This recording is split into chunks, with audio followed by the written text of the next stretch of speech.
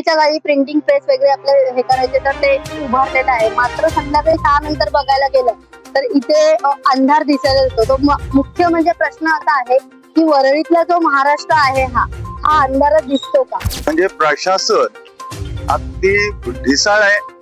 त्यांना कुठे काय वेचायला मिळेल, जे काय मिळेल तेवढंच करतायत, बाकी काही नाही. इथले इंजिनियर्स असतील, वॉर्ड ऑफिसर असतील, यांनी जर बघितली नाही तर महाराष्ट्र नवनिर्माण सेना या याच्यावर नक्कीच आवाज उचलेल आणि उचलणं आजपासून चालूच झालं. समजा हा जो मी मराठी माझे स्वाक्षरी मराठी हे अभियान जे राबवले आहे या उपक्रमाबद्दल काय?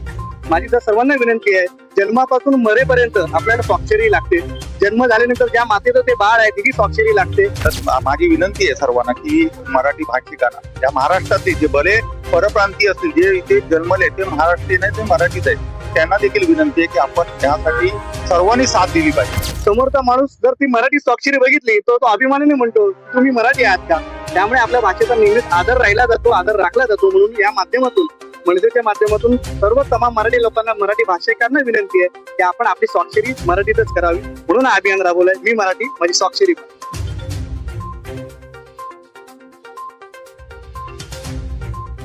सर्वप्रथम साऊथ मुंबई तर्फे मराठी भाषा गौरव दिनाच्या तुम्हाला हार्दिक शुभेच्छा. प्रत्येक भाषेचं शब्दांचं रूपांतर इथे केलेलं आहे.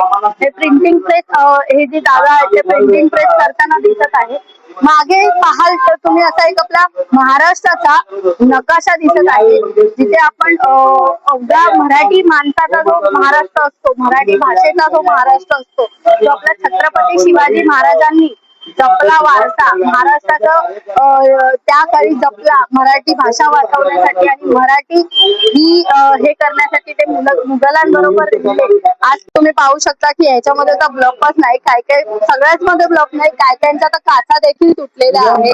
मात्र प्रश्न असा पडतो की जो वरळीतला आपला हा जो महाराष्ट्र आहे तो अंधारात का? प्रशासनाचं याकडे लक्ष नाही का की प्रशासनाने एवढी जी चांगली प्रतिमा उभारलेली आहे, एवढं सुंदर सौंदर्य जे महाराष्ट्राचं आपल्या समोर सगळं येणारे जाणारे दिसणाऱ्यांना उभारलेला आहे, तर तोच महाराष्ट्र प्रशासनाने अंधारात का ठेवलाय? नक्की त्यांचं म्हणणं काय आहे यामागे की त्यांना ह्या सगळ्यासाठी एक 4 लाईटी लावायला वेळच नाहीये?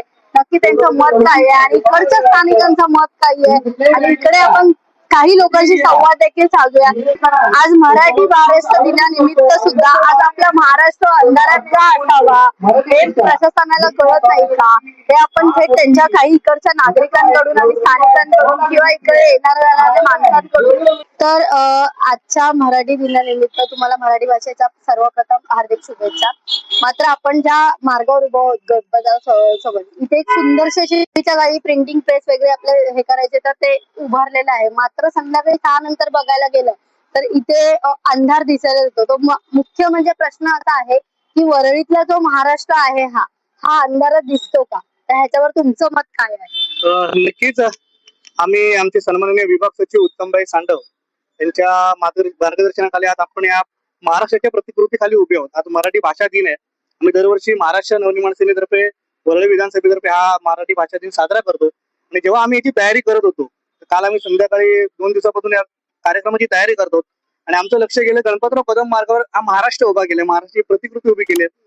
आणि स्वातंत्र्य लढ्याच्या वेळेला ज्या प्रिंटिंग प्रेस, ज्या आंदोलकांच्या एक बोलतात ना भावना व्यक्त करण्याचं एक माध्यम होतं प्रिंटिंग प्रेस, ज्यातून मोठे मोठे आंदोलनं उभी राहिली, त्याची प्रतिकृती, सुंदर अशी प्रतिकृती इथे उभारलेली आहे.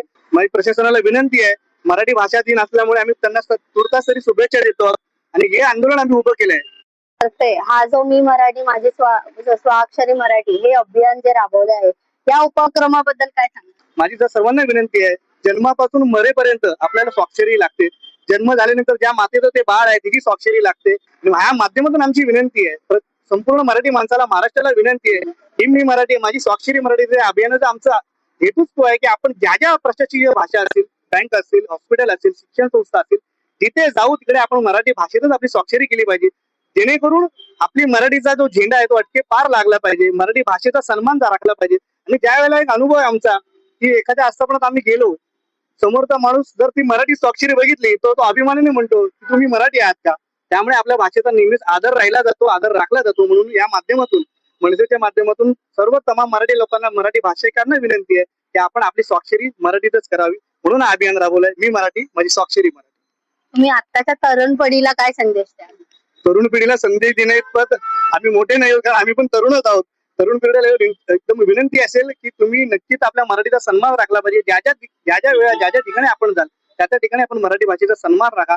आज मला वाटतं मनसेने फार सुंदर असा कार्यक्रम घेतलाय की अभंग रिपोर्ट, आपला बँड आहे अभंग रिपोर्ट. आपला अभंग तुकारामांची ओवी, ज्ञानेश्वरांची ओवी त्यांनी अभंग रिपोर्टच्या माध्यमातून वेगळ्या म्युझिक झोन मध्ये तो केलेला आहे.